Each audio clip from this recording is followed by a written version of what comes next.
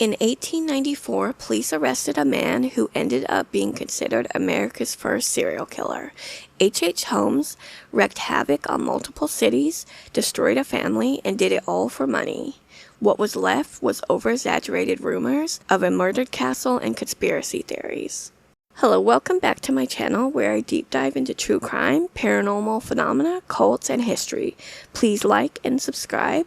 Without further ado, let's get into today's case. This is Serial Killer Sunday, and I'll be discussing a case out of Chicago, Illinois. Yes, I'm discussing the infamous H. Holmes, also known as the Beast of Chicago, which had a murder castle. This is his story. So today's case takes place mostly in Chicago, Illinois, a place that hardly needs an introduction. But for those who are unfamiliar, it is the most populous place in Illinois and the third most populous in the United States. The Great Fire of Chicago destroyed 3.3 square miles, killing approximately 300 people and leaving 100,000 residents without homes. It is debated whether the fire originated from a cow knocking a lantern over or a group of men gambling inside the barn knocking it over. Although the fire was devastating to Chicago, it did not slow down the population or tourism, and the city bounced back by the time of this case. But first we must go to a small village nestled in the hills of New Hampshire. H. Holmes was born as Herman Webster Mudgett, but for the sake of simplicity, I will refer to him as Holmes, since that is what he is known by. He was born on May 16th, 1861 in Gilmanton, New Hampshire to Levi Horton Mudgett and Theodate Page Price. Gilmanton, where he was born, was located 20 miles north of Concord and was a small isolated town. His parents were descendants of English settlers in the area. He was the third of 5 siblings. His parents were very devout Methodists who expected their children to follow their beliefs. Theodate was a school teacher before she met Levi. She was described as a cold and distant mother whose only form of parenting came from religion. Holmes was described as a mama's boy despite her frigid demeanor. Levi came from a family of farmers and worked jobs as a farmer, trader, and house painter. They were a well-known and wealthy family. He was a very strict father, but unfortunately he was also a drunk and abusive father. He would beat the children regularly. This also entailed isolation and withholding of food while locked in the attic. If the kids cried, he would even go as far as holding kerosene-soaked rags over their mouth to shut them up. When the abusive outbursts would occur, Herman would run off to a nearby forest. Herman was academically advanced, which led to him being relentlessly bullied by his classmates. They once took him to the local doctor's office because I guess at this point you could just walk in. Well, they knew that he had a phobia of the doctor and used this to torture him, but it ended up impacting his life in a scary way. They forced him to stand in front of a human skeleton, then they put its hands on his face to scare him. Mind you, these are not fake skeletons they use today. This was a real human skeleton from a deceased person. He was scared initially, but later found the experience intriguing. The bullied were jarred by how much he just stared at the skeleton in amazement. Not only was he abused at home, but also at school. So the forest was his only escape from these traumatic events in his childhood. He then developed an obsession with death and soon was dissecting animals. He started with reptiles, then moved to rabbits and dogs. He later said this was to explore his fascination with biology. He only had one friend, a boy named Tom. He was an older boy who befriended Holmes. One day when they were 11, they played together in an abandoned house. Tom fell off a landing and died in front of Holmes. Some people believe it was his first victim, however there was no evidence to prove this claim. He did have a box of keepsakes in his room. Inside he had things like his first tooth, a picture of his first girlfriend, and animal skulls. People who believe he murdered Tom believe that this is when he started escalating from animals to humans. Still, he remains a normal boy to anyone he meets. He carved his initial in the tree. He liked to hike and yell to create an echo. He attended church and he was polite to the ladies. He was attended Gilmanton Academy and graduated with honors at the age of 16. Despite his young age, he began taking teaching jobs because he was highly intelligent. He was also doing farming jobs and traveling to nearby towns. This is when he met a girl named Clara. When he traveled to Elton, New Hampshire to one of these farms, Her father was one of these farmers he worked for. She was dating another man who was also working on the farm, but he was horrible to Clara. One day, the guy was being mean to Clara, and Holmes defended her honor, and she fell for him. Clara was from Elton, New Hampshire, and was the daughter of a wealthy farmer. Clara was young and naive. Her family was wealthy. Her father was in politics and represented the New Hampshire state legislator in their district. Holmes has become confident, polite, and dressed nicely. Some women found him charming, while others found him a bit much. He would invade personal bubbles, like getting too close and making eye contact too aggressively. Clara's parents did not support this relationship. They found him unimpressive and looked down on him for his choice of work as a teacher. At this time, it was not a respectable career for a man. Obviously, this is not the case anymore. They did not see it as an important job, even though teachers actually mold the minds of future doctors, police officers, lawyers, etc. Good ones really make a difference. Clara's mom specifically told her that if she married Holmes, she would end up supporting him. They told him that he cannot be with their daughter when he is just a school teacher and set him up with a job at their grocery store. But they were not just these star-crossed lovers. He was pressuring Clara to have sex, and this was a time when people were waiting until marriage before consummating their relationship. He basically attempted to love bomb her into sex with flowers and romantic walks. It seems that Holmes was using Clara for her wealth. They soon married in 1878 when Holmes was 17. Yes, they were very young, but this was typical of the time. It is believed that he used Clara to fund his college tuition. In February 1880, the couple welcomed their son, who they named Robert Mudgett. Holmes grew bored of working at the grocery store and began a new job as an apprentice for a doctor named Dr. White. Teaching doctors were finding nefarious ways to get cadavers. People were not dying fast enough for them, so they would get them donated, but then people were not donating these fast enough. They began to grave rob cemeteries until this became illegal and punishable. It is completely insane that it was not illegal until then. Whether you are religious or not, your final resting place is sacred. Doctors got around this by having students dig up bodies more secretly. Holmes became very close to Dr. White and studied him for a while, even calling him his best friend, though White was 50 plus his senior. In 1879, Holmes attended the University of Vermont in Burlington. Clara supported her husband's decision and decided to stay in New Hampshire with Holmes' parents.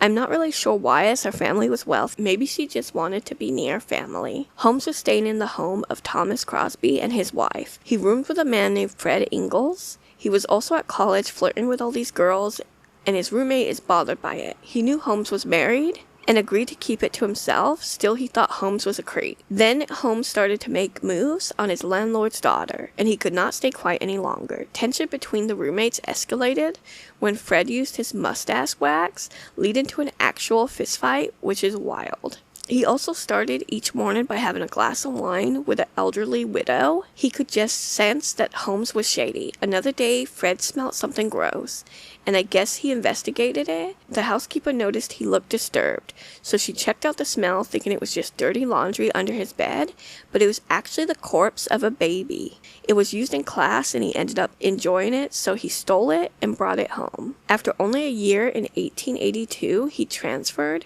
to the University of Michigan's Department of Medicine and Surgery. Clara and baby Robert lived with Holmes in Michigan for a year, but moved back to New Hampshire to live with her parents. Their relationship began to suffer because his parents did not think that Clara was good enough for Holmes. Mind you, he's also seen other women. He's secretly dating a widow from St. Louis until she found out that he was actually married. She stormed into college and showed them letters from Holmes asking to marry her.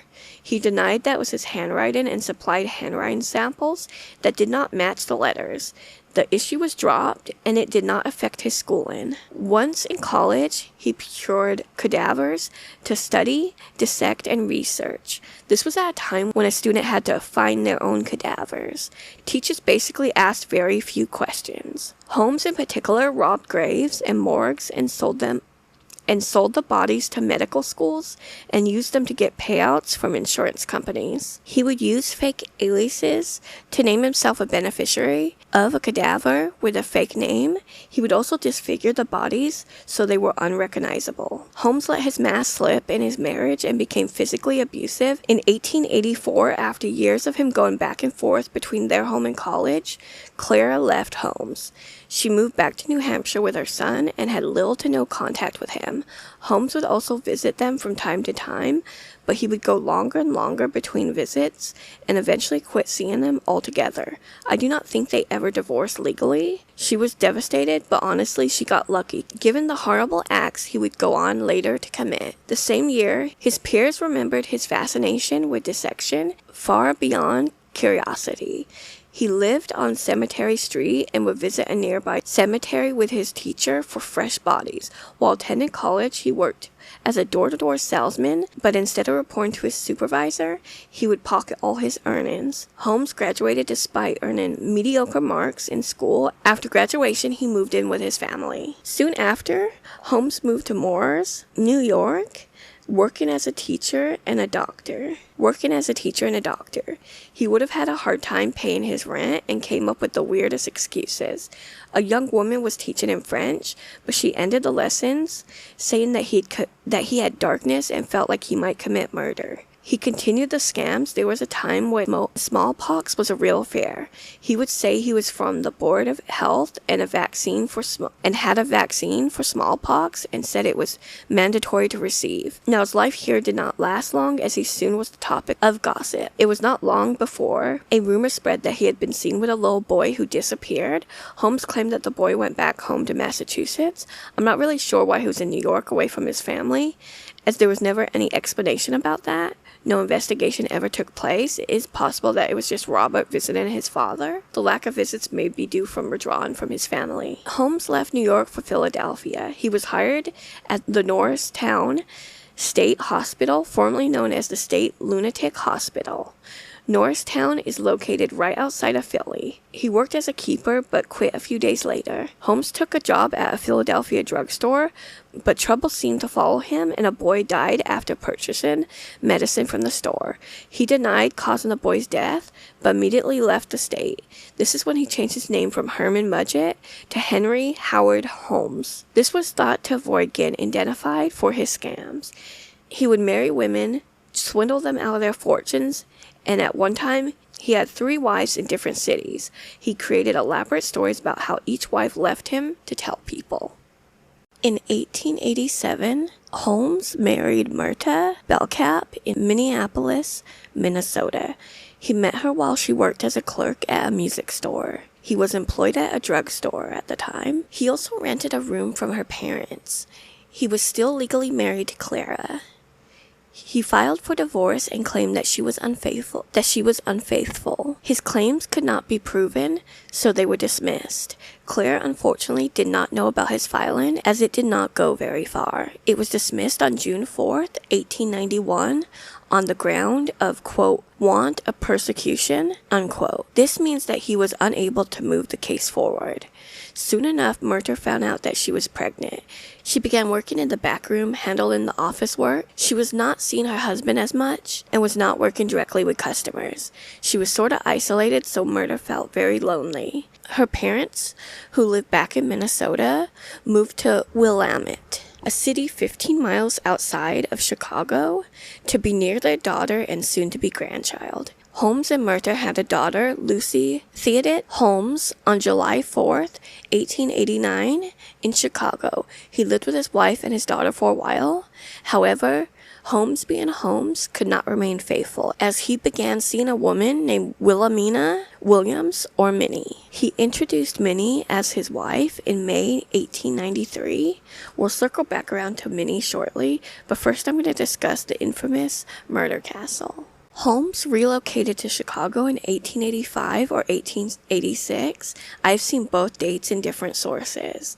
At this time, Holmes began going by the infamous name Dr. Henry H. Holmes. It is confirmed by him that Holmes was inspired by Sherlock Holmes, which makes sense because Sherlock Holmes was an intelligent man, and Holmes thought very highly of himself. I discussed this in the beginning, but Chicago was still recovering from the Great Chicago Fire, and Holmes saw this as an opportunity. He figured that he could buy property cheaply. He decided to find work as a pharmacist to get his foot in the door. He noticed a drugstore called E.S. Holton at the corner of South Wallace Avenue and West 63rd Street. So this story gets kind of convoluted. Over the years, the story has changed. The sensationalized version has been believed. So the most well-known story is that he started talking to Elizabeth Holton, who was running the store. She confided in him that she was overwhelmed running the store by herself. Her husband Everett was the owner, but he was sick. He comforted her and offered her help managing the store so she can care for her husband. He promised her that he would increase her profits, and she thought this was a brilliant idea. A few months after starting work, Everett died of natural causes, believed to be cancer, so she sold the store to Holmes. After this, Elizabeth disappeared. It is highly debated under what circumstances this is. Some people think she just took the money and left town. Others believe that she was murdered by Holmes to avoid paying her. Women who thought he was handsome, allegedly, I personally don't see it, but he was also seemingly single doctor. We know Holmes was never really single though. While women were fawning over the psychopath, regular customers were suspicious. They seemed to like Holmes, but did not believe this story. Holmes claimed that Elizabeth visited her family in California and liked it so much that she decided to move here. The real story is less suspicious. First of all, Dr. Holton is Elizabeth, the wife. She was a younger woman, not elderly as others claim. Her husband was not sick from cancer. Elizabeth just wanted to sell her business. Her husband did not die until 1910, and the couple was actually buried together. She never disappeared without a trace. It's just one of those stories that are just changed because Holmes is this infamous serial killer, and they wanted to be all these crazy stories. In either 1887 or 1888, Holmes bought an empty lot across the street to build what is now known as his murder castle, registering the deed under the alias H.S. Campbell, which will come up again. At this point in the case, Holmes is 27 years old. It was a two-story building. The first floor included retail stores, like a drugstore, a jeweler, a barber, a restaurant, and a blacksmith. The second floor included apartments. He declined to pay the architects and the steel company, and they sued him in 1888. In 1892, he added a third floor to the hotel to accommodate investors and suppliers during the World's Columbian Exposition. America put this together because France had won in 1889 and they did not want to be upstaged. They named it the World's Columbian Fair to celebrate Columbus's discovery of the New World. Now we know he did not discover it, but because of this, they pushed the idea that he was a hero. This had to be way more elaborate than Paris's. When Holmes heard about the World Fair, his eyes lit up. He saw an opportunity to scam thousands of tourists and make money. This is when he approached Dr. Lawrence Connor, a man who lived in an apartment on the second floor with his wife. He told Lawrence about his plan to build a third floor to act as a hotel for the tourists. Holmes said that if he invested, they would both make a lot of money. Lawrence invested $3,000, which is worth $108,000 in 2026. It has been believed that Holmes built the hotel part of the castle to lure these tourists. There is, however, no evidence that he murdered them in the castle, just like the stories about Elizabeth Holton. A lot have been over-exaggerated. The castle did include a staircase leading to walls and rooms without windows, but this was due to disputes with builders rather than sadistic plans. It was more built to confuse the builders to avoid paying. The castle did have a basement containing a kiln, chemical vats, and signs of deception. By 1889, Holmes was feeling lonely and wanted friendship. I must say Holmes smelled pretty bad, most likely because he was messing with all these corpses. He smelled like death, not BO. So he decides to bring on a business partner. He met a 33-year-old carpenter named Benjamin Pietzel, who was working on his castle. The thing that really drew Benjamin to Holmes was his morals, or rather lack thereof. Benjamin had a criminal record for robbery and forgery. He was a bit of a drunk, which put him in a vulnerable situation. Holmes told him that if he worked with him, he would improve his life, he would have financial security, and that he could cure his alcoholism. At this point, Holmes had become what had often been described as a snake oil salesman. He would often push drugs on people claiming they would cure things. There was no evidence they helped. He did not care what it did to his customers. He just cared about getting his bag. Similar to what he did to Benjamin. It actually reminded me of the kid in Philly who got sick from something he sold him at the store where he worked. But back to Benjamin. They got along really well. They were besties. I am sure it was real for Benjamin, but it was just a game for Holmes. Benjamin introduced Holmes to his whole family. This included his wife Carrie and their 5 children. Holmes developed a bond with the kids. At one point, Holmes even bailed Benjamin out of jail when he was caught for check fraud in Indiana. Holmes actually bailed him out with bad checks. They actually left Indiana, and Benjamin never showed up for his trial. I'll come back to Benjamin because he is actually a big part of this case. Ned Connor began working at the jewelry counter at the castle's pharmacy. Holmes gave Ned room and board, and soon he roped him into shady business dealings. His wife Julia was also hired as a cashier and a bookkeeper. She was known for being insanely jealous of women that Ned spoke with. It is thought that people are jealous like that when they are the cheaters, and this is true in Julia's case. Holmes began flirting and began an affair with Julia. Julia had a daughter with Ned at the time. Also, Holmes was still married to Myrta, and by this time, she had just given birth to their daughter. Also at this time, he was trying to get with Ned's sister Gertie, and even proposed that he would leave his wife if they ran off together. It was not long before Ned found out about the affair. He quit his job and moved away, leaving Julia and Pearl behind with Holmes. Julia received full custody of Pearl and continued her relationship with Holmes.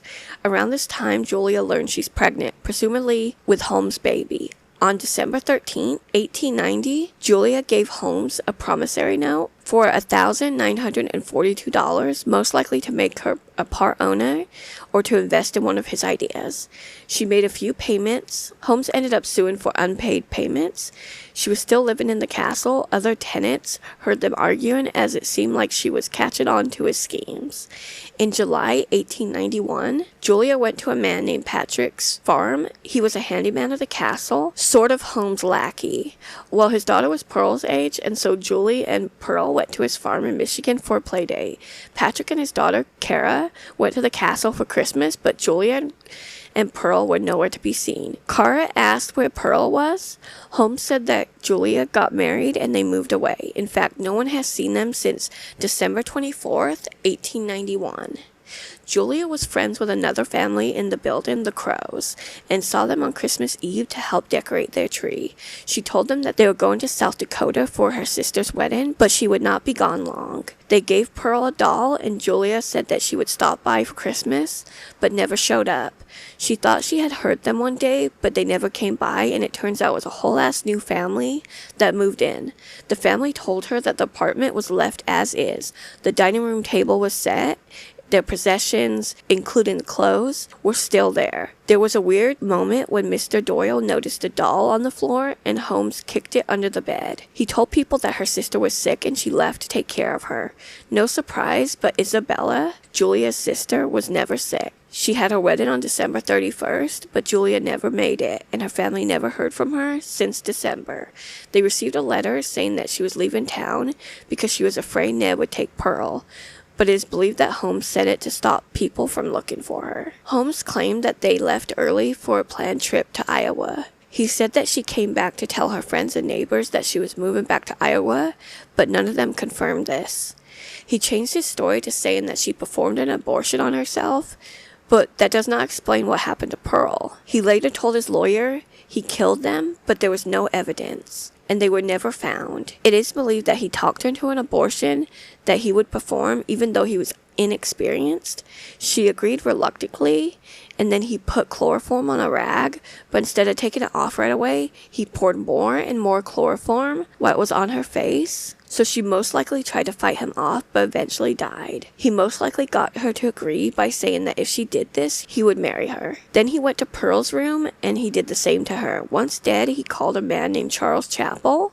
Charles was an articulator, a person trained in stripping the flesh off of human bodies to prepare for medical instruction. He asked no questions and accepted $36 to do this for him. Holmes then sold the remainder of Julia to a medical college in Chicago. Bones were later found, thought to belong to Pearl, but because they were aged 6 to 10 and she was 6. Meanwhile, in the spring of 1892, Benjamin Pietzel, his assistant that we spoke about earlier, was in Dwight, Illinois. This is a small village 25 miles from Chicago. He was actually there to receive treatment for his drinking at the Keeley Institute. Benjamin met this 24-year-old woman named Emeline Cigrand at the treatment center, where she was the stenographer who transcribes for doctors. He told Holmes that she was even more beautiful than Julia, and that she did not have any kids. Benjamin developed a friendship with her. He bragged to her, saying he was important back in Chicago and worked for a successful man. Emeline came from humble beginnings, so the thought of surrounding herself with important people intrigued her. Holmes wrote to her, promising her that he would pay her current income. Feeling that she could not refuse the offer, she relocated to Chicago and began working for Holmes in May 1892. She began living a block away from the castle with a woman named Mrs. Hunt. Mrs. Hunt knew he was a married man with a daughter and was aware of his reputation. Emeline would stay out late with Holmes. It was clear that Mrs. Hunt disapproved of this and lectured her on spending time with a married man. She insisted it was innocent, that they were just driving around and visiting his sick wife. She did not stay long, as Holmes moved her often. Once people would get too nosy, Mrs. Hunt claimed that Emeline was infatuated with Holmes, saying she would not stop talking about him. Lawrence and his wife noticed that they did a lot of couple-like things, like sightseeing, expensive dinners, theater dates, and brought her flowers and gifts. Emeline wrote back to her family about a new relationship she was in, calling him Robert E. Phelps, which was one of Holmes' many aliases. By the fall, they were engaged, despite him being married. He asked her to address 12 envelopes for invitations to her closest friends and family. The wedding was set for the first week of December.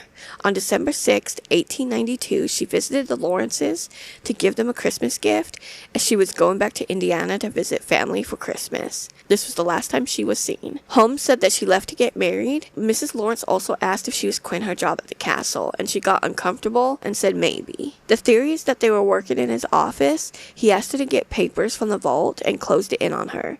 She would scream until she ran out of oxygen. 10 days later, her family received envelopes announcing her marriage to Robert E. Phelps. It is believed that they had a wedding, but since he was married to Clara and Myrta illegally, they were not married either. There are reports that Ned, Julia's estranged husband, warned her. Mrs. Lawrence saw Holmes, Patrick, and Benjamin carrying a trunk outside. Holmes disappeared for a few days after that. They received a wedding announcement just like her family, but were confused about who Robert was, since she spent all of her time with Holmes. He said that they left for Europe. He sent her stuff to her family in a trunk, but her mother noticed it had been shoved in. She was an organized person.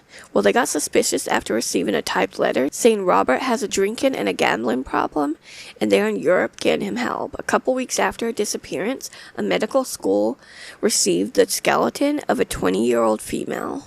Holmes' next victims were sisters Minnie and Nannie Williams. He actually met her years prior in Boston, Massachusetts. But who was Minnie Williams? She was born in 1868 in Missouri to her parents. She had a younger brother named Baldwin, born in 1869, and a sister named Anna, but she was called Nannie. Her parents' names and some of the dates are not known. I found as much as I could between Find-A-Grave and genealogy sites, but their parents sadly died in 1875. Minnie was around 7, Baldwin was 6, and Nannie was around 2. The siblings were left orphaned. Minnie was set to live with their uncle, Dr. Williams, who eventually adopted her. Nannie stayed in Mississippi to live with their aunt. I'm not sure where Baldwin went and why the siblings did not stay together, especially because the uncle Minnie went to was loaded. There's definitely more to that, but with these old cases, it's hard to find some information. In 1886, Minnie attended the Conservatory of Elocution at the age of 18. Elocution is the study of formal public speaking. By the time she graduated, her uncle had passed away, leaving her property worth $20,000, which would be $702,000 in 2026. Minnie took her sister Nannie in, and they lived in Dallas, Texas, where Nannie finished school. Minnie began working as an elocution teacher in both Denver, Colorado, and Midlothian, Texas. Minnie returned to Mississippi, saying she met a great guy named Harry Gordon. He was handsome, wealthy, and intelligent. Of course, you know this guy was Holmes. They met at a party in Boston hosted by one of the city's high society families. He was doing what he does best, pretending he was more important than he was. It was said that she was not his usual type, but he knew that she was wealthy, so he gave her a lot of attention. He would visit her in Boston often and lavish her with love and affection. As we know, he loves no one but himself, and it was all a game to gain access to her money. Soon he got bored, communication declined, and he even ghosted her. Unfortunately, the story does not end here. Listen, if someone ghosts you, they are showing you who they are. Sure, it hurts, but do not give them another chance. It will not be happily ever after. Minnie attempted to buy a theater because she was a local actress and loved the theater. Unfortunately, this backfired and she lost a lot of money. In March 1893, she decided to take fate into her own hands. She went to Chicago to reconnect with Harry. Unfortunately, this worked, and he was happy, saying he missed her and all this bullshit. She was working as a stenographer, but Holmes offered her a job as his personal secretary at a higher salary, so she agreed. After a few weeks of staying in a boarding home, she moved into an apartment in the castle. She would catch him stealing from customers, cheating, and I also saw in some sources sexual assault of some women, but I cannot confirm that. I can say that I would not be surprised a dick like Holmes would actually do that. By this point, he moved her into his apartment so she would catch him in a lot of these situations. So he basically told her that he was going to stop and be the man that she deserved, but he's really just installing a buzzer so it would go off when someone from the second floor went to the third floor. In 1893, Holmes proposed to Minnie, and she was over the moon. Soon they were planning the wedding, never mind the fact that he had like 3 wives at this point. She wrote back to her aunt that they got married and talked about how happy she was to be Mrs. Gordon. They had a wedding, but it was obviously not legal. Minnie most likely did not know this. The dates of when he was with her and still seeing Julia overlapped, surprisingly to no one. It is believed that Minnie was jealous and did not want to share him with Julia. So he murdered Julia and her daughter Pearl and possibly his unborn child. Holmes used her Texas property in some of his crimes, though it is not known if she knew about the crimes. Holmes convinced Minnie to put a house deed in his name. Then he moved Myrta, remember his second wife, and their daughter Lucy into the home. The balls on this prick. Then in April 1893, he convinced her to sign over the deed to the property he inherited to a man named Alexander Bond, who was Holmes. Then he signed the property over to Benton Lyman, who was Benjamin Pietzel. Not really sure how he convinced her to do this, but I guess she trusted him. A few months later, after Minnie arrived at the castle, she invited her sister Nannie to join the couple there in Chicago. Nannie left Texas in June 1893 to visit the castle. On July 4th, Nannie wrote to her aunt that she was going to Europe with Minnie and Harry, aka Holmes. She wrote about staying to study art and that Minnie and Harry would look after her. Nannie was never seen or heard from again. In the summer of 1893, the World's Fair finally opened, and Holmes attended with Nannie. Minnie went to Milwaukee for the day, which seems weird. I wonder if there's more to his relationship with Nannie. They were seen together by several witnesses, but it was the last time that Nannie was seen alive. It is believed he made her sign over the beneficiary on the insurance claim for when her brother Baldwin died. He then sealed her in one of those rooms with bank vault doors made to suffocate to death. By this time, Holmes was living in an apartment near the castle with Minnie and Nannie, but that day he wrote to the landlord saying that they no longer needed the apartment, and he found this odd, and when he stopped by, it was abandoned. I am unsure what Holmes told Minnie when she returned, but she did return that night and stayed with him. I'm guessing there was some lie. I mean, it has to be because it is Holmes. A few days later, a trunk of Nannie's stuff arrived at the Chicago Wells Fargo, but no one claimed it. On August 12th, Holmes was working at the castle and moving items out. He left at 5 p.m., got on a train, and traveled to Wilmot. The tenants on the 3rd floor smelled the overwhelming odor of burning tar, which began running down the walls in the closet below. Soon a fire started and destroyed the 3rd floor. The items that he took were clothing, paperwork, furniture, and fixtures, basically anything he could sell for money. Holmes received a pretty generous insurance payout, giving him more capital for the castle. Months after the fire, Holmes hired a handyman named Joe Owens. Joe told the fire inspectors that it was a purposeful fire and that Holmes had things in the castle he did not want people to see. He even hired a crew to clean it up days after the fire.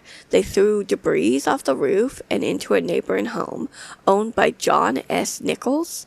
John was mad because there was soot and crap all over his roof. He complained to the janitor about this. When Holmes found out, he said he was going to fix Nichols, then pace the alleyway between the castle and Nichols' home. He yelled at him, saying he could not believe that he had complained and that he had cost him money because he had purchased a chute to dispose of the mess. Holmes does not play with his money, I guess. Holmes then pulled a gun on Nichols like an idiot. As he did this, a patrol officer drove by, tackled him, ordered him to put the gun away. Nichols did not pursue any charges because he was done with the whole deal. Holmes then thought he was in the clear for this whole arson and insurance fraud thing, but he did not know that insurance investigator named F.G. Cowie was on to him. Cowie tracked Holmes to a small hotel on Lake Avenue where a woman named Mrs. Holmes unfortunately did not get much information from his wife. They thought this was Minnie, but we soon find out it's another one of his wives. Cowie looked into many insurance claims that Holmes had filed. He contacted Holmes and told him that they were going to pay out his claim, but he needed to come into the office. When Holmes arrived at the office, Cowie confronted Holmes about the arson and he confessed. Holmes did this because you had to file a complaint within a year, so by this time he had just avoided investigators for 6 months. Unfortunately for Holmes, this alerted other creditors to his crimes. George Chamberlain, a collection agency manager with the Lafayette Merchants Agency, gathered 20 of the creditors to confront Holmes. He offered them the real estate as collateral. They agreed, but the property offered was under the names of Kate Durkee and Minnie Williams. This bought Holmes time. He had to set up another meeting to fix the error. By this time, he had left town. He went to Denver to claim an insurance claim for the death of Minnie and Nannie's brother Baldwin. This is beyond ballsy of him. He's literally being investigated for insurance fraud while out there filing claims. Apparently, Minnie and Nannie signed him off as the beneficiary. This makes sense because he made Nannie sign off on the insurance claim before killing her. And Minnie would have had probably done it willingly because she was infatuated with him. So he is in Denver and he starts seeing this woman. Mind you, he is still married to Clara and Myrta and is pretended to marry Minnie and other women. This woman was Georgianna Yoke. They spoke for a year before he left Chicago. Georgianna was born on October 17th, 1869. She had blue eyes and blonde hair. She was a school teacher in Indiana. Not only that, but she was a hero. The school had a fire and she ran in to save the children. She was just amazing. In 1893, she abruptly moved to Chicago to live with an uncle. This is where she met Holmes. She was working as a store clerk at the Siegel, Cooper & Company department store. Minnie was actually a regular customer of hers. Georgianna came from a wealthy family. No surprise there, right? She actually inherited a 160-acre farm in Indiana from her grandmother. This is why Holmes went to Denver, because he figured he could marry Georgianna for money. He told her and her mother that he had inherited property in Texas from his uncle, but he had assumed the identity of Harry Mansfield Howard. Georgianna, accepting these identities, was aware that he would use different names. On January 17th, 1894, Holmes married Georgianna in Denver. She, however, did not know him as Holmes, but rather Henry M. Howard. The kicker, Minnie was a witness at their wedding. I think she knew about some of his scams, because otherwise, why would she witness the marriage to another girl if she was so in love with him? The newlywed couple drove to Texas to claim his land, which in reality, Minnie signed over to him, but said it was his uncle's land. They stopped into Chicago to get life insurance policies for Georgianna and Benjamin. After their business in Chicago, the couple left for Fort Worth, Texas. He had a letter from Minnie saying that he could collect her and Nannie's portion of her brother's estate. It is assumed that she was deceased, but there is no proof of her murder. He went to Fort Worth, Texas to meet up with Benjamin. Benjamin left his family in Chicago without telling his wife. By the time Holmes and Georgianna arrive in Texas, Benjamin is already there, getting things together with his son Howard. When in Fort Worth, Holmes transferred Minnie's estate to Benjamin's alias, Benton Limna. Then he in turn transferred it to Alexander E. Bond, an alias of Holmes. He was planning a new castle and doing the same shit, taking out loans for furniture and fixtures, and then hiding stuff from the creditors who came looking to repossess the property. When he was arrested, they were planning the next scheme of faking Benjamin's death and splitting the money. While that is happening, they are buying horses with bad promissory notes and then selling them for cash. Of course, the owners found out and reported the crime. Both Holmes and Benjamin were arrested for stealing a horse. Not murder or fraud, but I guess it was something at least. Holmes fled to St. Louis with Georgianna. It's not really known what she knew, but she had to know at least about the fraud, but maybe not the murder. Holmes bought a new drugstore in St. Louis. Holmes paid for the drugstore in little cash, and the rest with bad promissory notes. After Holmes settled in St. Louis, Benjamin joined him, bringing his wife Carrie and their 5 children. Holmes was trying to sell the drugstore because it had become a big headache, causing Holmes debt. He found a buyer, but for the buyer to receive a loan from a specific supplier, he had to agree to make them his main supplier. Problem was that Holmes had already put mortgage out on the pharmacy, so the loan would be essentially a new illegal mortgage. The buyer clocked this immediately and reported Holmes to the authorities. Holmes was arrested for the fraud. He was only in jail for 2 weeks when he was bonded out thanks to Georgianna. They fled the town and returned to Chicago. I do not know what they were thinking, as he was wanted there too. Before the train left, a sergeant came aboard and arrested Holmes again. Georgianna went off the rails, acting hysterically and saying that it was abusive. The arrest went through and his bail was set at $800, which would be roughly $500,000 in 2026. Georgianna returned to Indiana to sell a deed that she was inherited. This was going to take time, so Holmes is in prison and meets a man named Marion Hedgepeth. He was a notorious criminal. They bonded over their shared interest in fraud. They spoke about their crimes. Holmes said that he was planning his biggest scam yet, pretending to be dead and claiming the insurance. But he needed a corrupt lawyer to pull it all off. He said that he'd get $10,000 and offered him $5,000 if he could put him in contact with an excellent but shady lawyer. Hedgepeth directed Holmes to speak to St. Louis attorney Jeffrey Howe. Howe thought this plan was brilliant, but when Holmes attempted to fake his death, the insurance company was suspicious and denied the claim. He dropped that plan and made a new plan using Benjamin. Benjamin agreed to fake his own death. The plan was that his wife would collect the $10,000 policy, then split it with Holmes and Howe. The plan was for Holmes to find a cadaver and pass it off as Benjamin. They would use his alias as B.F. Perry, and Perry would be killed and disfigured in a lab explosion. Holmes was bailed out of jail and he went to Philadelphia with Georgianna. On the way, they visited her mother to tell her that they were going to Germany to look after his uncle's property, so she should not be alarmed if she did not hear from Georgianna for a while. This is the point where I would be alarmed, just because she said not to be alarmed. She stayed in Indiana for a little bit, while Holmes went to Philadelphia. Meanwhile, on July 29th, Benjamin left St. Louis. He told Carrie that he was going to Chicago to purchase some lumber, but was really going to Philadelphia to meet Holmes. Benjamin got to Philadelphia on August 17th, 1894. He opened a business under the B.F. Perry patent. Then Howe, the lawyer, was going to find a corpse that looked enough like Benjamin, disfiguring the body enough to pass as him. Then Benjamin would go into hiding while Carrie split the $10,000 payout with Holmes. On September 1st, Benjamin came by the Holmes residence and said that his youngest child, Wharton, was sick. Holmes could not have this. It would ruin his whole plan. On September 4th, Holmes found Benjamin in a drunken state because he was worried about his family. He betrayed his friend. Holmes sedated Benjamin with chloroform and then set him on fire with benzene, a highly flammable, colorless, and toxic liquid. He made it look like an accident and then fled the scene back to his home. Back at home, he told Georgianna that he had closed the deal with the copiers. See, he had Benjamin pretend like he was from the ABC copiers, so she knew something shady was happening, just not as shady as what actually happened. He told his wife that he'd be leaving Philly immediately for Indianapolis. Holmes told his wife that if anyone asked, he was going to Harrisburg, Pennsylvania. He said that because his legal troubles were not completely settled, he could be arrested again.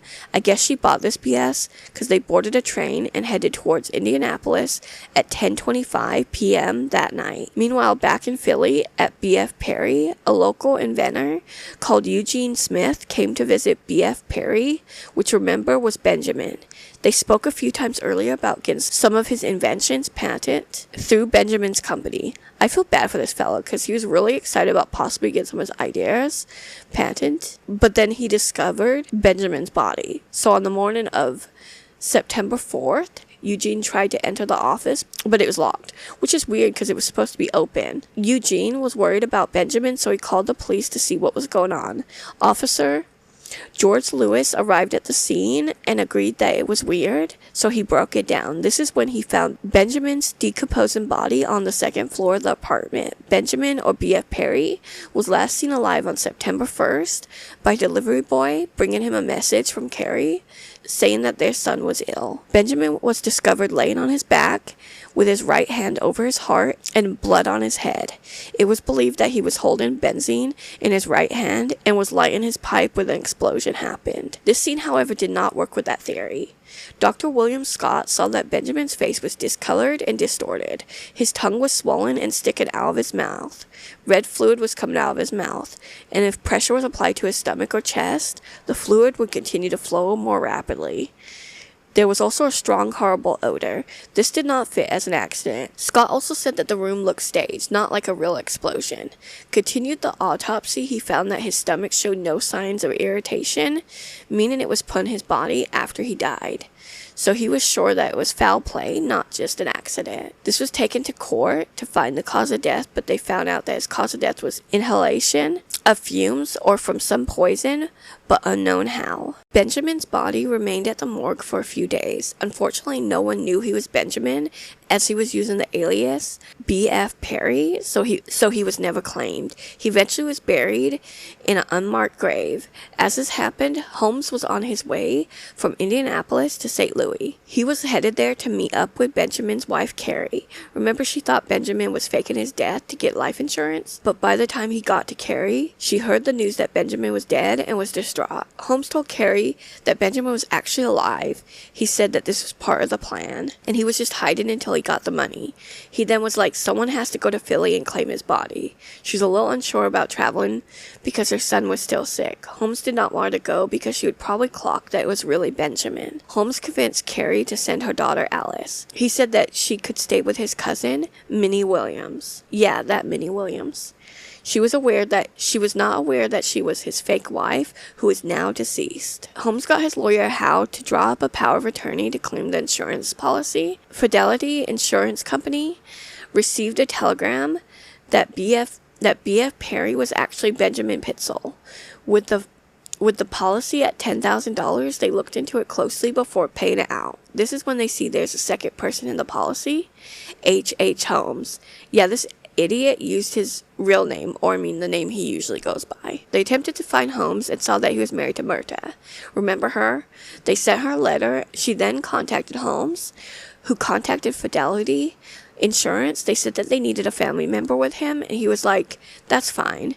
His teenage daughter Alice can join me to identify Benjamin. They said that that was okay. On September 20th, Benjamin met Howe and Alice in Philly. Alice wrote to her mother saying she did not like it when he kept calling her dear and babe. Oh, what disgusting trash. They show up at the insurance company and identify him as Benjamin. There were 2 doctors present, and they said you can't really identify him in this state. Holmes got annoyed and grabbed his leg, rubbed the flesh, causing the burned layer of skin to move, showing a scar. Then they needed Alice to confirm, and she did this after seeing his teeth. The next day, they let Alice know that her identification was satisfactory. Usually, the process of receiving money takes a while to avoid situations like this. However, Howe, the lawyer, charmed them. They approved the claim immediately and gave them a sob story about Carrie's sick child. They gave Holmes a check in Carrie's name. It was for $9,715.85. They had to take out costs for identifying and exhuming. Holmes took a train back to St. Louis while writing a letter thanking them for the prompt payment, pretended to be Carrie. He then sent a letter to his brother saying that he would be visiting soon. He said that he was in a train crash in 1888 and had amnesia for 6 years before returning to his life with Clara and Robert. I do not know what his game was because he planned to flee to Europe. Holmes returned to St. Louis with the money. He gave Howe $2,500, Carrie $500, and he kept the remaining $6,700. He told her that the family owed him money for unpaid debts. Now, Carrie needs to get her husband out of hiding, but struggling financially, Holmes offered to take their 12-year-old daughter, Nannie, and 8-year-old Howard to live with their sister, Alice, who was Minnie. We know that Minnie is dead, but Carrie has no clue, so she agreed. On September 27th, she transferred money of Nannie and Howard to Holmes. Holmes then sent Alice a telegram saying that they would leave in the morning and stay with Minnie, as to be ready. The next day, on September 28th, Alice met up with Holmes, Nannie, and Howard at the train station. The four of them arrived in Cincinnati, Ohio. Holmes registered at the Atlantic House under the name Alexander Cook. While the kids got settled in, Holmes wired Georgianna to join them in Ohio. In early October, W.E. Gary, the lead detective for Fidelity Insurance, received a telegram from the chief of the St. Louis Police Department. A prisoner came forward with information that they had been defrauded. The prisoner was no other than Marion Hedgepeth, Holmes' previous cellmate whom he betrayed. He said that he would share his information for some time off of his 25-year sentence. He shared all the information about the plan to fake Benjamin's death. Initially, they did not believe him, but they immediately decided to give Fidelity permission to pursue Holmes. It took Fidelity a few days to investigate because they did not want to admit that they had been played. Detective Gary was on to Holmes' schemes now. Holmes was traveling around Cincinnati with the Pietzel children, but ended up taking them to Indianapolis for the first weeks of October. Holmes and Georgianna checked into a penthouse-style hotel in Indianapolis while the kids were in a hotel down the road. He moved them a couple weeks later to a hotel called the Circle House. They toured the homes in the Indianapolis area. Holmes told the realtor that they could trade an inherited property for one of their properties. They figured he could sell the new place for cash. The bank did approve this trade, but the offer was due October 10th, and the property would not be ready until the 17th, Georgianna's birthday. Holmes just ghosted the realtor with no explanation. The couple continued traveling the city while the children were stuck in hotel rooms alone. On October 6th, Alice wrote to her mother, Carrie, asking why she had not responded to her letters. Carrie, in fact, has written back, but Holmes had kept the kids' letters. He isolated those kids and made them believe that their mother abandoned them. And although they may not know Holmes killed their father, he still took their father from them. This is just the beginning of the depravity that he did. Holmes went on to attempt to rent a house in Indianapolis. The property was called the Lancaster House. It was a small cottage on Union Avenue. When the realtor told him that he had to go through the rental steps, he flipped out. He was able to rent the property. He had an oak stove and a case of surgical tools delivered, which seems very normal, not at all suspicious. Early in October, Holmes entered the home with Howard, Benjamin, and Carrie's 10-year-old son, along with a trunk of his belongings. Howard was outside for a bit, and around 8 p.m., Holmes told him he needed to get inside and go to bed right away. Holmes drugged him by poisoning his food with cyanide, and then he stopped breathing. Holmes then dismembered Howard to fit him in the stove. Using gas and corn cobs, he proceeded to burn his remains. Holmes said of this, quote, "That's a 10-year-old boy I poisoned. This 10-year-old boy, and I cut up his body, and then I put him in a stove, and I felt little feelings about it, that he might have has been an inanimate object," unquote. At 9 p.m., after disposing of Howard's body, he went back to the train station. He traveled to Chicago, then returned to Indianapolis the next day. It is not known what he did in Chicago that day. Holmes grabbed Georgianna, Nannie, and Alice. He put Georgianna on one train and the kids on another. They traveled to Detroit, Michigan. He and Georgianna checked into a room at the Hotel Normandy under the name Howell and Wife. He traveled a few blocks away and checked the children into the Western Hotel, then moved them into a boarding house the next day. The boarding house was run by a woman named May Ralston. The children were getting bored and antsy about being stuck in hotels and boarding rooms. Carrie arrived in Detroit with Wharton, the sick boy, and she actually checked into a hotel down the road from her children. Unfortunately, she was unaware of this. He actually called for her so she could be reunited with Benjamin and 3 of their children, but then said he could not because Detroit was too populated. A few days after arriving, Holmes rented a house on East Forest Avenue. He told the landlord that it was for his sister and her children, most likely Georgiana and the kids. Holmes then dug a 4-by-3-foot hole in the backyard. Neighbors thought it was weird, so he changed his mind. He told Carrie that Benjamin was now in Toronto, Canada, waiting for her. Carrie immediately got annoyed and asked him where her children were. He told her not to worry, that they were being cared for by a widow, but would not give her a location. Meanwhile, Detective Gary enlists the help of the Pinkerton Detective Agency, which he had narrowed Holmes' location down to the Detroit area. However, Holmes somehow knew they were onto him because he skipped town and actually made it to Toronto. He checked Carrie and Wharton into the Union House in Toronto under the name Mrs. Adams, and then this asshole told her that she had just missed Benjamin and that he had heard the police were looking for him and he had gone to Montreal. He picked up Nellie and Ellis at the train station and took them to the house he was renting on Vincent Street. He rented a 6-month lease. Neighbors found him suspicious because all he had was a bed frame, a mattress, and a trunk. He picked up Georgiana at the train station and went off to Niagara Falls with her. This idiot making weird choices, that's for sure. They stayed for one night at the Imperial Hotel and then returned to Toronto and stayed at the Palmer House Hotel as H. Howell and his wife. Borrowed a shovel from a neighbor saying that he needed to fix an area on his cellar to create space for potatoes. He dug a fresh grave because of course he did. Holmes told Carrie that Howard had not arrived yet and that Benjamin was now in Ogdensburg, New York. I'm sure she is done right now, but just misses her husband and wants her family back. My heart just breaks for this woman. He took the trunk to her house on Vincent Street, cut a small hole in the trunk for a hose to fit, and then he got the girls in the trunk. Not really sure how, but he used gas to kill them. Oh my god, this is just awful. That's a horrible way to die. I mean, none of it's good, but that's just torture. Holmes opened the trunk to find their faces were blackened and distorted. He took off their clothing and buried them in the grave he built in the basement. I do not even understand this. All his other crimes are for money. He literally could have just ghosted Carrie after getting the money. Now it's said that the Vincent house was not set up for gas. So unless he did this somewhere else and brought their bodies back, it's unlikely to be how he actually killed them.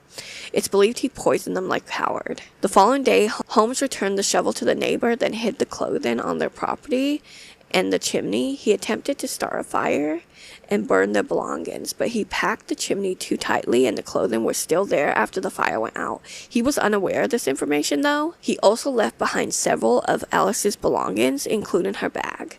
New tenants moved in a few days later, finding the property and remnants of burnt clothing in the chimney. At this time, he also kept giving Carrie the runaround of where her family was from South America, Chicago, Detroit, and even England. This is when Holmes for some reason decided to return to the States. He left Canada with Georgiana to meet Carrie in Ogdensburg, New York.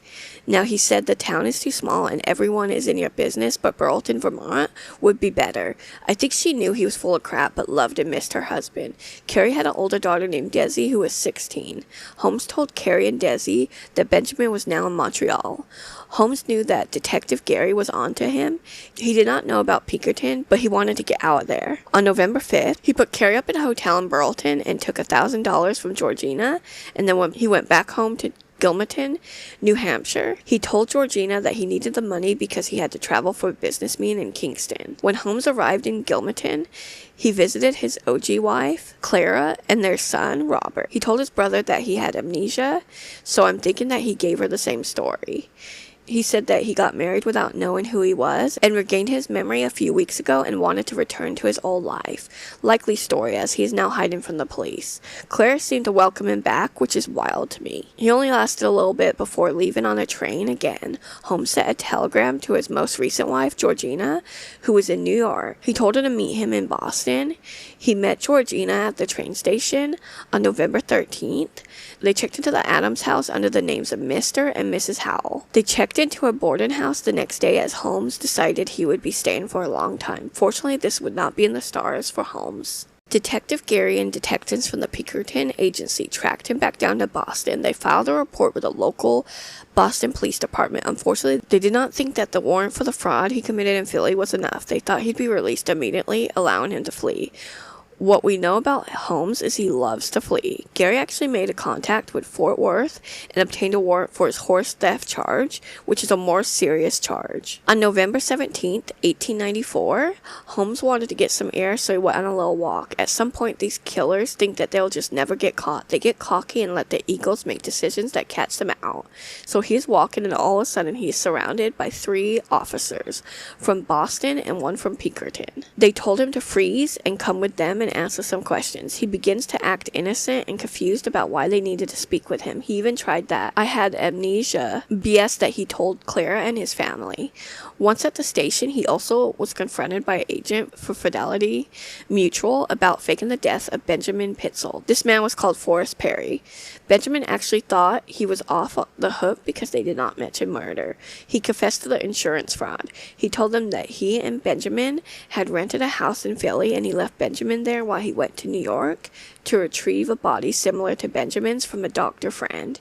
He burned one side of the body with benzene and the other with an ignitable fluid. Then he placed an old clay pipe close to the body to make it look like it was an explosion. He basically admitted to everything besides the murder.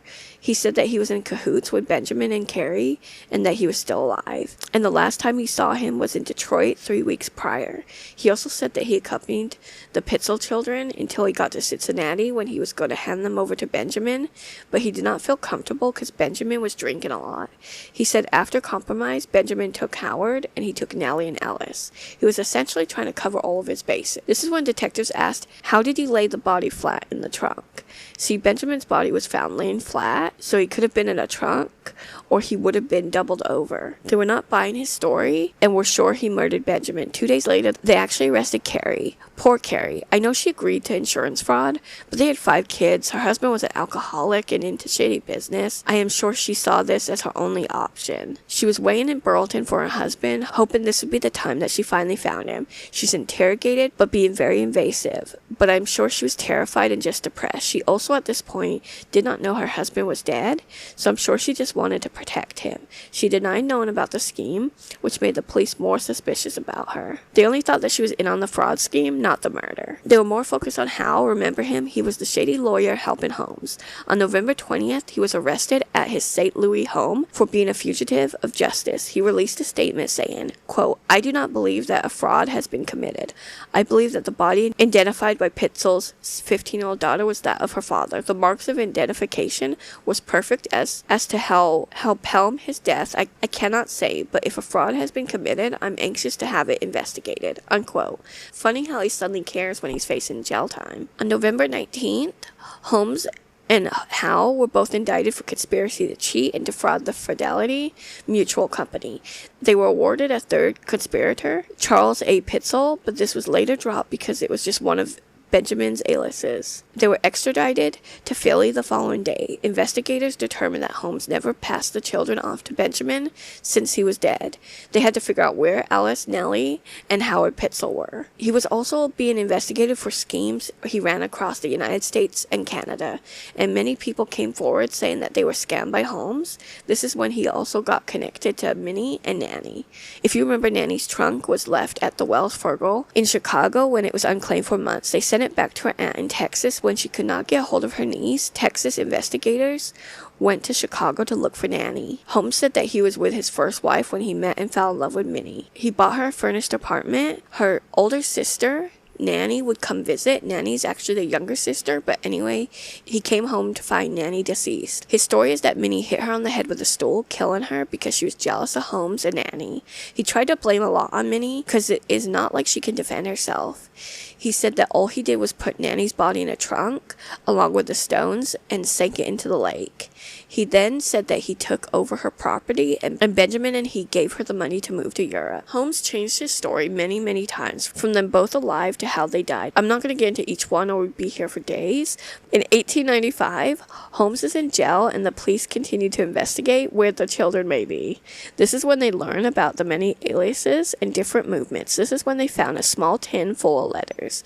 They were both to the children from Carrie and vice versa. He never sent the children's letters or gave the letters to them. With these, they were able to trace Holmes' locations until the kids quit riding, most likely their demise. In a town outside of Cincinnati, multiple victims could identify Holmes with a young boy, most likely Howard. Witnesses in Cincinnati said that they saw him with 2 girls, but no boy, so this lines up to when he was suspected to have died. In July 1895, the police traced his steps to Toronto, where they found witnesses who identified Holmes with Georgiana and the 2 girls. This brought them to the home where the police believed Nellie and Alice had been murdered.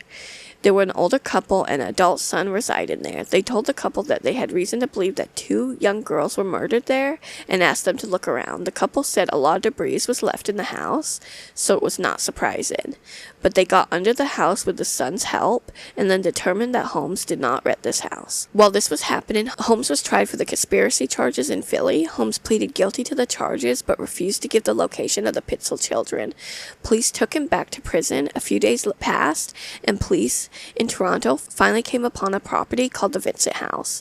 The renter matched Holmes' description. On July 15th, they spoke with the neighbors who positively identified the renter as Holmes.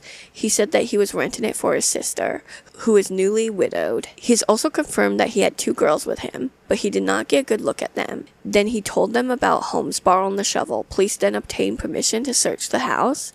They went to the basement and almost immediately saw a spot of disturbed dirt. They dug up the area roughly a foot down and smelled a horrible odor. They continued digging until they found the top of a tomb, and the more they dug, the stronger the smell got. When they finally got about 3 feet down, they found what seemed to be a forearm bone. Eventually, they found 2 decomposed bodies, but they were a little injured from the discovery. They sent the bodies to the morgue, and they were allowed to proceed with murder charges. Unfortunately, Howard was never found. It is believed that he was burned and dismembered. He scattered his remains somewhere. This complicated his fraud charges, as he would have to be extradited to Toronto. Holmes, of course, denied murdering them, saying that he was traveling. Georgiana, forever the loyal, naive wife, confirmed this. Holmes said that they were murdered by a man named Hatch, a friend of Minnie's. See, he's always coming back to blaming poor Minnie. He claimed that he reluctantly gave them to this guy, so he was concerned about their welfare with the drunk dad. He kept them but handed them over to a stranger. Right. But he said Hatch and Minnie took them to Europe. When the news went nationwide, Chicago investigators and citizens began searching the castle's ruins. On July 19th, 2 Chicago detectives found an old stove with charred remains in its firebox. They found a watch chain that matched one worn by Minnie. This got worse in the summer of 1895, and Julia and Pearl were officially connected to Holmes. In September 1895, Holmes was indicted for the murder of Benjamin, to which he pleaded not guilty and requested a jury trial. In early October, he published his autobiography called, quote, Holmes' Own Story, unquote. These details are part of his version of his life. This was his way of manipulating the public. Jury rules were not as strict. Now they are told to avoid coverage and stay neutral, but there was not a rule back then. On October 28th, his murder trial began. His lawyers attempted to postpone, saying that they have a meeting that they cannot move.